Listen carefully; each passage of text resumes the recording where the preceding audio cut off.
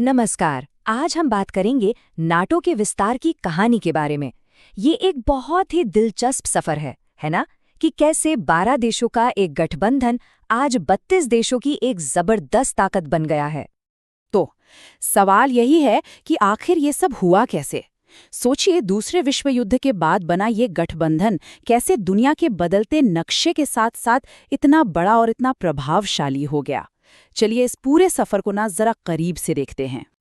लेकिन इस पूरी कहानी को समझने से पहले हमें नाटो की जड़ को, उसकी बुनियाद को समझना होगा। मतलब ऐसा क्या है जो इतने सारे अलग अलग देशों को एक धागे में पिरोकर रखता है? वो एक आइडिया है सामूहिक रक्षा का। ये नाटो के चार्टर का सबसे मशहूर हिस्सा है, आर्टिकल 5। और इसका मतलब बहुत सीधा और बहुत पावरफुल है।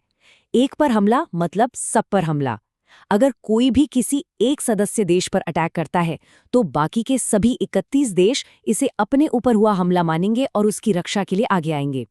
सच कहूं तो यही वो गारंटी है जो इस पूरे गठबंधन की जान है। तो चलिए अब कहानी की शुरुआत में चलते हैं। देखते हैं कि ये सब शुरू कहाँ से हुआ। शुरुआत में सिर्फ 12 देश थे। जी हाँ, बस 12। ये वो देश थे जिन्होंने मिलकर इस ऐतिहासिक गठबंधन की नींव रखी। ये हैं वो 12 संस्थापक सदस्य। जरा उस समय के बारे में सोचिए, 1949 का साल था। दूसरा विश्व युद्ध अभी अभी खत्म हुआ था, लेकिन दुनिया में एक नया तनाव फैल रहा था। सोवियत संघ का असर तेजी से बढ़ रहा था और बस इसी माहौल में इन देशों ने मिलकर नॉर्थ अटलांटिक ट्रीटी साइन की और इस तरह जन्म हुआ नाटो का। इनका मकसद बिल्कुल साफ था, एक दूसरे की हिफाजत करना। अब नाटो बन तो गया, लेकिन दुनिया शांत नहीं थी। दुनिया 2 सुपर पावर्स में बढ़ चुकी थी और यहीं से शुरू हुआ कोल्ड वॉर का दौर। और इसी टेंशन भरे माहौल में नाटो ने अपना पहला विस्तार देखा। हुआ ये कि जैसे जैसे सोवियत संघ ने ईस्टर्न यूरोप पर अपना कंट्रोल बढ़ाया, जिसे आयरन कर्टन या लौ आवरण कहा गया, तो और भी देश अपनी सुरक्षा को लेकर चिंतित हो गए और उन्होंने उम्मीद की नज़र से नाटो की तरफ देखना शुरू कर दिया। और ये जो विस्तार हुआ ना, ये बहुत स्ट्रेटेजिक था। देखिए, 1952 में ग्रीस और तुर्की शामिल हुए, जिससे नाटो का असर सीधा मेडिटेरेनियन सी तक पहुंच गया। लेकिन असली गेम चेंजर था 1955 में वेस्ट जर्मनी का शामिल होना। ये देश तो कोल्ड वॉर का सेंटर पॉइंट था। और फिर 1982 में स्पेन भी आ गया, जिससे ये गठबंधन और भी मजबूत हो गया। और फिर आया साल 1991। सोवियत संघ टूट गया, कोल्ड वॉर खत्म हो गया और दुनिया का नक्शा हमेशा हमेशा के लिए बदल गया। बस यहीं से नाटो के इतिहास का सबसे बड़ा और सबसे तेज विस्तार का दौर शुरू हुआ। सोचिए, सोवियत संघ के बिखरने के बाद कितने ही देश दशकों के बाद आजाद हुए थे। अब उन्हें अपनी इस नई नई आज़ादी को बचाना था, अपना भविष्य वेस्टर्न डेमोक्रेसी के साथ जोड़ना था। तो उन्होंने क्या किया? उन्होंने नाटो का दरवाज़ा खटखटाया। और इसके बाद जो विस्तार हुआ, उसकी रफ्तार देखिए। 1999 में वॉर्सो पैक्ट के पुराने सदस्य यानी सोवियत संघ के ही पुराने साथी नाटो में आ गए।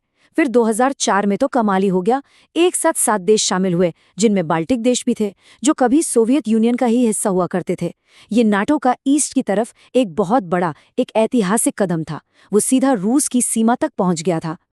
लेकिन कहानी यहीं खत्म नहीं हुई। 21वीं सदी में भी यूरोप का सिक्योरिटी लैंडस्केप बदलता रहा और नाटो का विस्तार भी जारी रहा। पहले बाल्कन देशों मोंटेनेग्रो और नॉर्थ मैसेडोनिया ने ज्वाइन किया, लेकिन जो हाल ही में हुआ उसने तो सबको हैरान कर दिया। 2022 में जब रूस ने यूक्रेन पर हमला किया, तो इसके जवाब में फिनलैंड और स्वीडन, जो दशकों से न्यूट्रल थे, उन्होंने भी नाटो में शामिल होने का फैसला कर लिया। और 2024 तक ये दोनों देश भी सदस्य बन गए। और बस इसी के साथ 12 सदस्यों से शुरू हुआ ये सफर आज 32 देशों के एक ताकतवर गठबंधन पर आकर खड़ा है। ये चार्ट ना पूरी कहानी को एक नज़र में समझा देता है। अगर आप ध्यान से देखें तो पता चलता है कि मेंबर्स की संख्या 2 बड़ी लहरों में बढ़ी है। एक तो 12 संस्थापक सदस्य थे और फिर 12 और देश कोल्ड वॉर के खत्म होने के बाद जुड़े। इससे एक बात साफ होती है, नाटो का विकास हमेशा दुनिया में हो रही बड़ी बड़ी जियोपॉलिटिकल उथल-पुथल से जुड़ा रहा है। तो इस पूरे 75 साल के सफ़र के बाद आज की तस्वीर क्या है? तब और अब में कितना फर्क आ चुका है। ये बदलाव सिर्फ नंबर्स का नहीं है, ये बहुत बड़ा है। 1949 में नाटो का फोकस था नॉर्थ अटलांटिक को सेफ रखना, और आज ये एक ऐसा संगठन है जिसकी सीमाएं ईस्टर्न यूरोप में रूस की सरहद तक पहुंचती हैं। ये इसके साइज और मकसद दोनों में एक जबरदस्त बदलाव है। तो कुल मिलाकर कहें तो इन 75 सालों में नाटो एक छोटे से डिफेंसिव ग्रुप से बढ़कर एक विशाल यूरोपियन सिक्योरिटी ऑर्गेनाइजेशन बन चुका है। एक ऐसा संगठन जो सच में दुनिया की बदलती पॉलिटिक्स का आईना है। लेकिन कहानी यहाँ खत्म नहीं होती। इतने बड़े विस्तार के बाद अब सवाल ये उठता है कि नाटो का अगला चैप्टर क्या होगा?